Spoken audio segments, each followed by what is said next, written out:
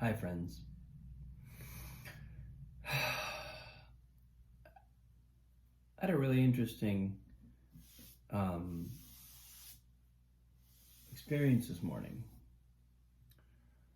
because I was sitting in meditation, and I've been ramping up that practice recently. I've been doing more. Not more than I want to be doing regularly, but it had dwindled a bit. I was doing less of it, and I was starting to notice the kind of lack of space around my day-to-day experiences and my emotions. It's really kind of palpable. If you've had a consistent meditation practice, and if you ever let it slip after having it be really consistent, it's unmistakable how the texture of experience changes. It's like all of a sudden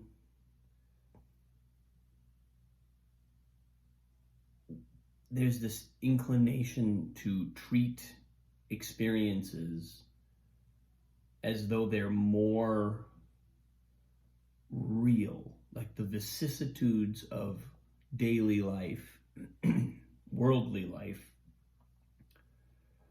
affect us more. We get more dragged along by them, up and down and all around, than when we have a kind of meditative cushion, no pun intended, of awareness within which these things are happening. All the same things might be happening. All the same things probably are happening. But our tether to them seems to just have a little more play in it. It goes from being like a steel cable where I'm really locked in, I'm really tied in tight to those experiences, to being kind of like a bungee cord.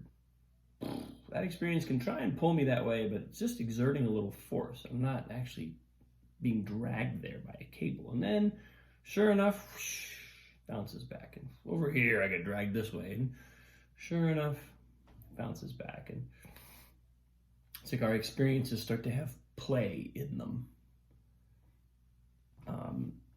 And so I was having this experience of kind of stillness. And what showed up was along the lines of what I was just kind of saying, but it was like it was even more. It went a level deeper, because I was sitting in meditation, and all of a sudden I could see how in this space of stillness, where I connect with my own essence, my own beyond the world, beyond experience, essence. It was like I read a Hafiz poem the other day, and I'm going to paraphrase because I can't remember what he says exactly. But he says something about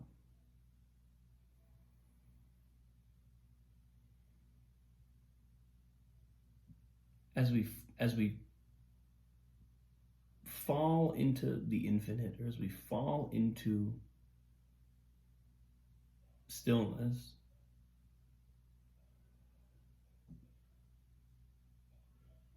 he talks about how it's like the sun begins to comb us into her hair, and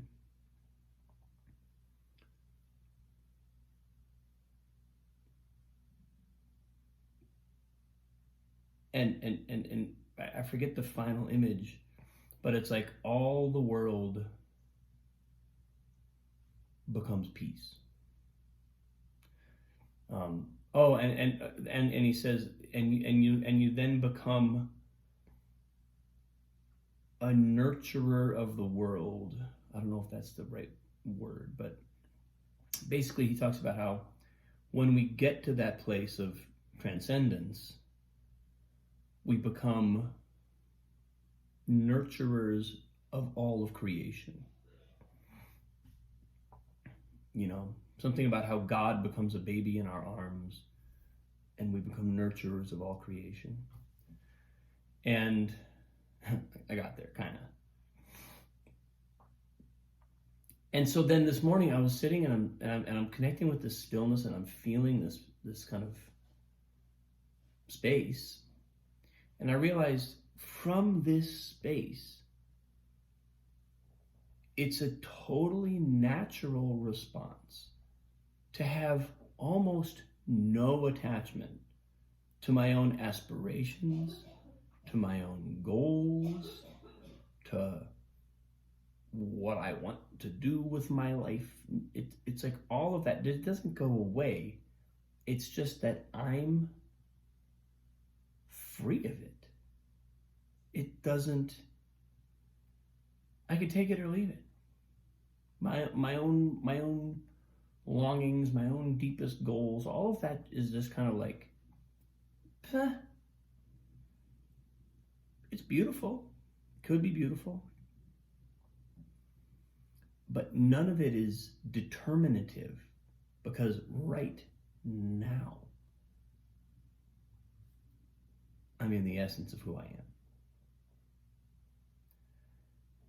And it doesn't, again, I want to emphasize, this doesn't mean that we're going to let go of those aspirations, or that we're going to,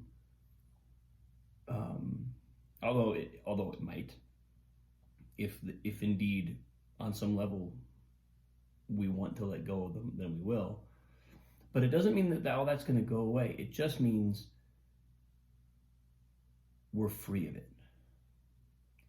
And then immediately, the only impulse I have, and this is again kind of happening in my inner vision, the only impulse I have is to care for everything, every being, everything in the world.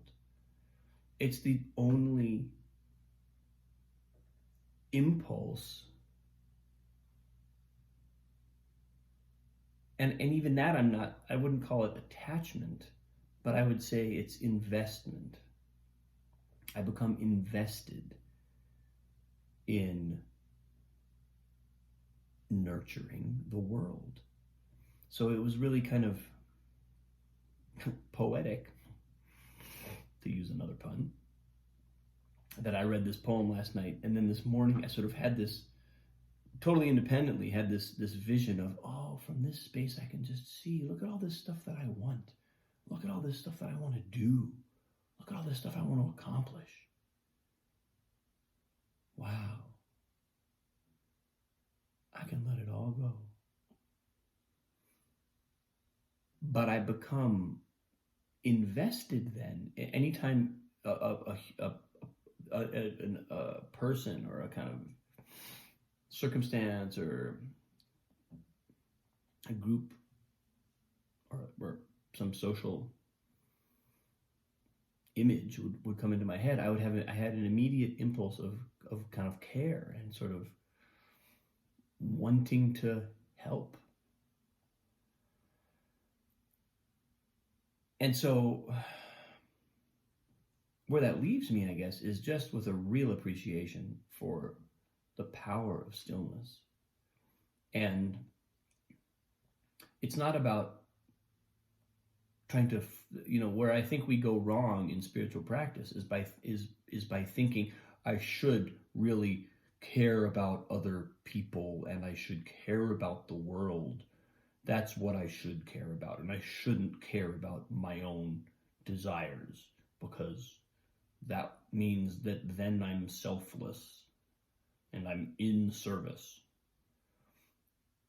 And that's nonsense, because that's an external, and that's an attempt to sort of impose the state that I discovered by external dogma, by fiat. I decree that this is how I shall be. And no wonder you try and walk in those footsteps. You try and walk that path, and you're going to become exasperated. You're going to start to rebel against the morality that you're trying to somehow manufacture. Whereas by granting ourselves stillness, by actually giving ourselves the gift of that contact with the essence that we have, the entire hierarchy of morality, of morality, emerges spontaneously. It's a natural, effulgent impulse of human consciousness to have concern for everything in the world, and to be in gift, in generosity to everyone in the world. But we're not going to get there by imposing that on ourselves as some kind of standard. That is never going to work, and in fact that will be destructive, because it's going to mean that we're pretending, or it's like another aspiration. I aspire to be good. I'm going to be good. Damn it! Here I go. I'm going to be good. Urgh. Take that desire. Go away, desire. I don't need you. I'm good. What? No, you're a crazy person. You're neurotic. You're having impulses that you're not honoring, you're not listening to, and you're trying to do something that's opposite of what you're feeling, and you're just going to make yourself crazy. All we need to do is find stillness and find that, and drop into that essence. And it takes work. It is not easy. It is not easy. I mean, it is easy, but it can feel not so easy if we have a lot of competing psychic noise. It can take some real practice to find stillness. But from that stillness, which is a gift we give ourselves, it's not something we impose on ourselves, it's a gift we give ourselves. And from that stillness, the thing that otherwise we would be imposing on ourselves just happens naturally, and it's actually an expression of consciousness, as opposed to some dictum that we're imposing and enforcing.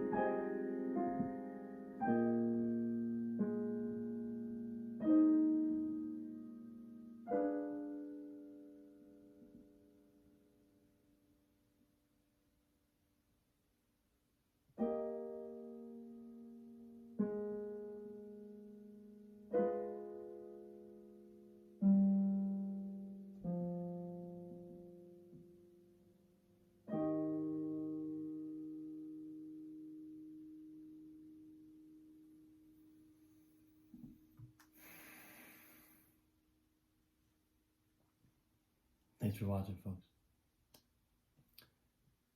Much love. I appreciate you. Have a wonderful day. I'll see you soon.